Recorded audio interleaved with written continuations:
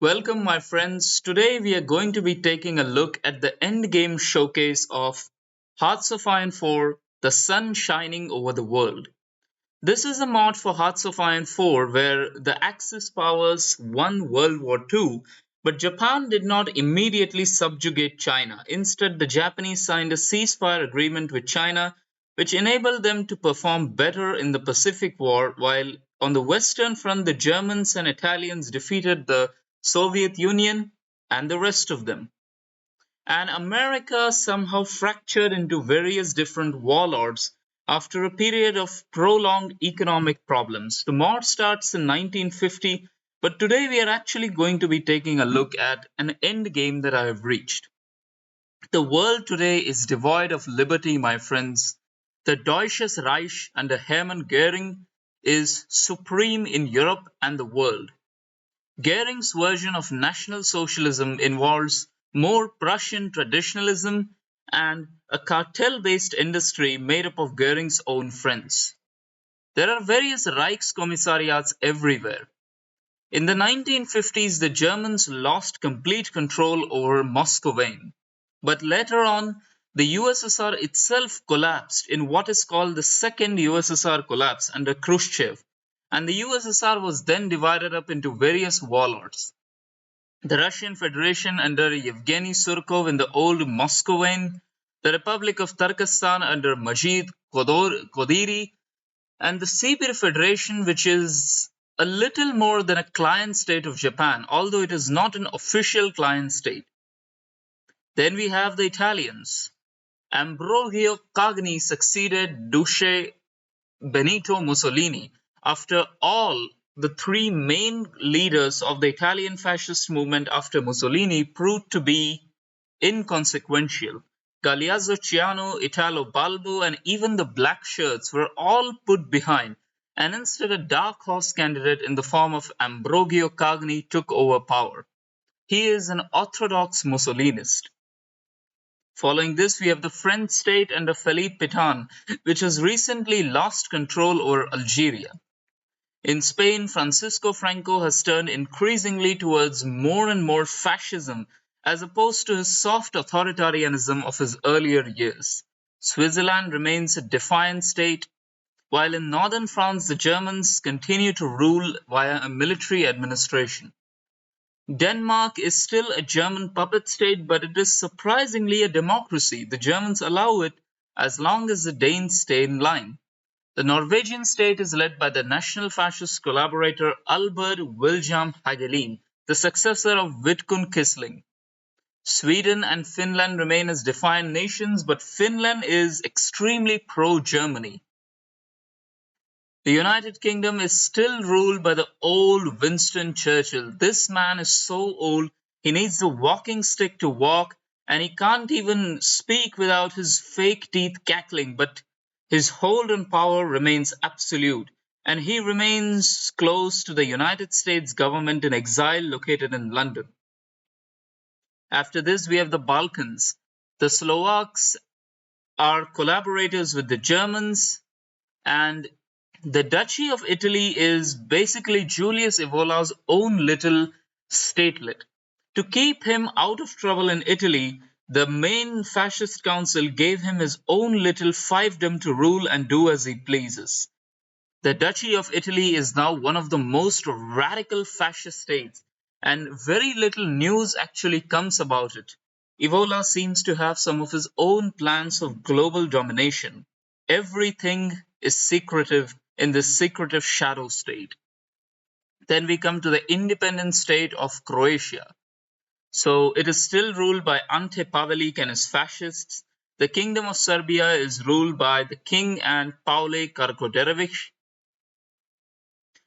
In Hungary, there was a socialist revolution, and surprisingly enough, the Germans tolerated it. This happened after the Romanian victory in the Third Romano Hungarian War. In Romania itself, the Iron Guard have completely secured their power over Romania. After returning back from an exile in Germany, Horia Sima has now dropped orthodox fascism in favor of more national socialistic rhetoric. Then we have Albania, which remains under a pro-Italian fascist regime of Mirakaj. In Bulgaria, again, we have a fascist regime under Bogdan Filov. Filov is the hardline Bulgarianist who wants to restore the old Bulgarian Empire.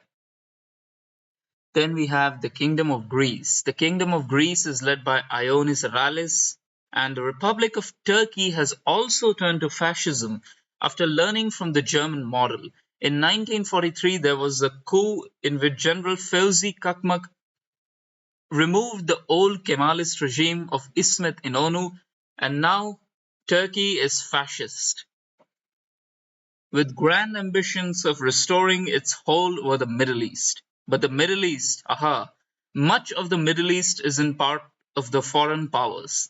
With the help of the Japanese, the Iranians have conquered Iraq, and large parts of Iraq are now directly ruled by Japan or the Iranians after the Great Middle Eastern War. In Iran itself, the old Shahdom is dead. In its place is an authoritarian democracy under Basir Turani. Basir Turani is a sort of conservative authoritarian figure. He has installed himself as the eternal regent of Japan, similar to Miklas Horthy, in Iran, similar to Miklas Horthy in Hungary. He has removed the Shah from power but has not disbanded the Shahdom. Syria is led by another fascist regime under Ishaq ibn Ahmad, which is Arab fascism. And in Jordan, we have another fascist regime.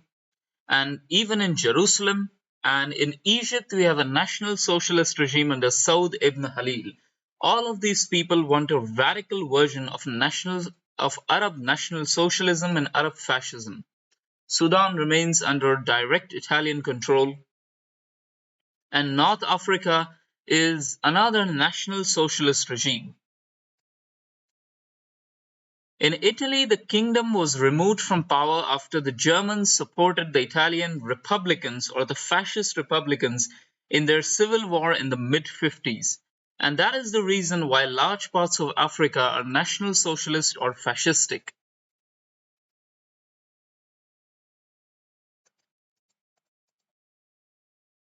Now Germany directly owns Italy and its empire, and the Italians are no more than mere puppets of the Germans.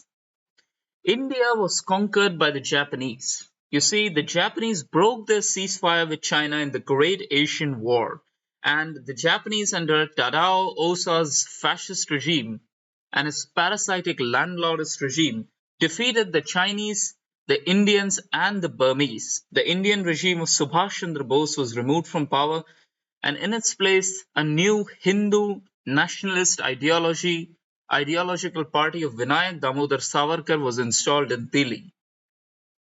In Pakistan, Aga Ali's radical Islamic fascists were installed in power. In the Republic of Tajikistan, Maulavi Hindustani's Deobandi Islamic sect continues to rule. Deobandi Islam is a radical sect of Islam, more radical even than the fascists. In China, the Japanese have set up their own puppet state under Qi Zhuan, the reformed government of Republican China.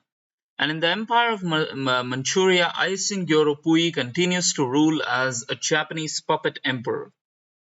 The other parts of China are mostly under various warlords who swear fealty either to the puppet government of Japan or to the old government of Chiang Kai-shek. In Thailand, Laos, Vietnam, and Cambodia, we have seen the rise of despotic authoritarian regimes like the one of Lon Nol, which has sent many of its enemies to the jungles in camps, or the Empire of Vietnam under Emperor Bao Dai, who is actually the least authoritarian of the Southeast Asian nations. Then the Kingdom of Laos is led by His Royal Red Highness, a monarcho-Bolshevik king, Suana Foma, where the communists rule in parliament and the king reigns on his throne. And in Thailand, we have Plague Pibun Songkram's dictatorship. Of course, I can't pronounce that correctly. In Indonesia, Sukarno continues as his own dictatorial regime. which swears fealty sometimes to the Japanese and sometimes to the Western powers. He is a major figure in the non-allying pact, which does not align itself either to the Japanese or the Germans or the British. Philippines is under a Japanese puppet fascist regime,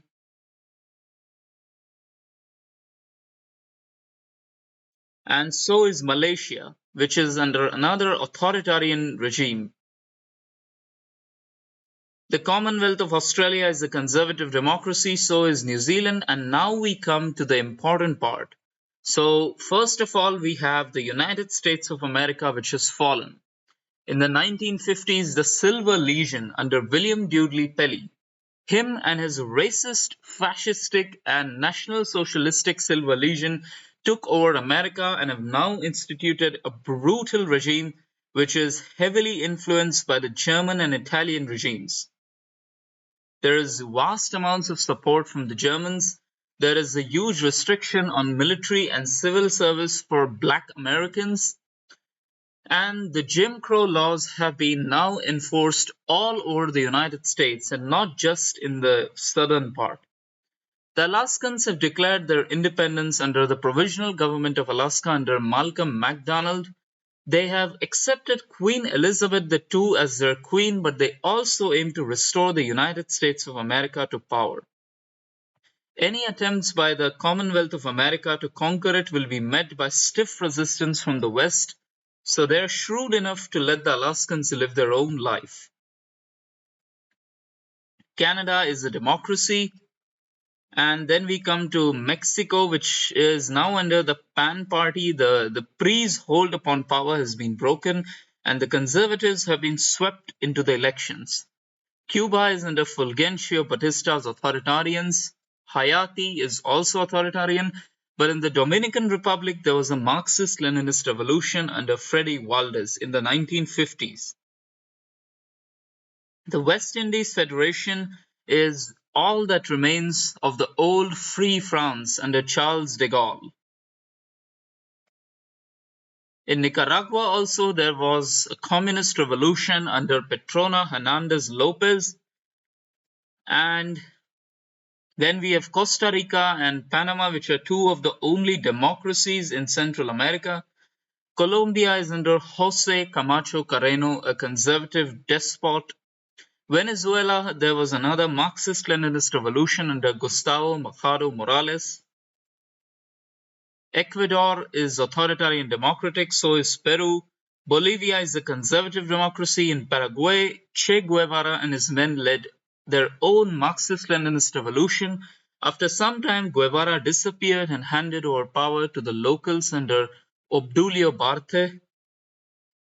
Uruguay is still led by Batlle. The Republic of Argentina is led by Juan Domingo Perón, who is another member of the people who wish the German model and the democratic model and the Marxist model at once. Perón's syncretic ideology aims to combine everything. In Chile, there was yet another socialist revolution. Once again, Che Guevara was responsible, they say, but nothing can really be confirmed. And so that is the state of the world today. A world which is completely dominated by the Japanese and the Germans, a world where the ideals of liberty have been lost as the Americans have turned to racist Silverlegionarism, and the United Kingdom is the last bastion of democracy.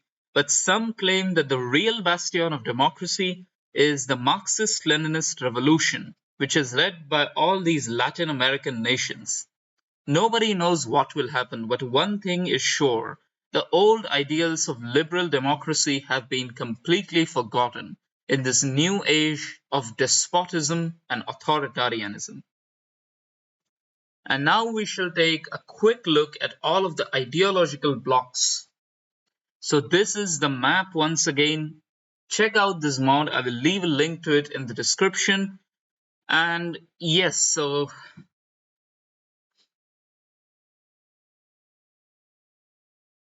this is a map of the ideological blocks. The Germania Accords dominate most of Europe and even North Africa. The co-prosperity sphere now stretches from Vladivostok to Baghdad. and from Manchuria in the north to the borders of Australia and Papua New Guinea in the south. And there is another bloc which is called the Commonwealth Realm, which is led by the British.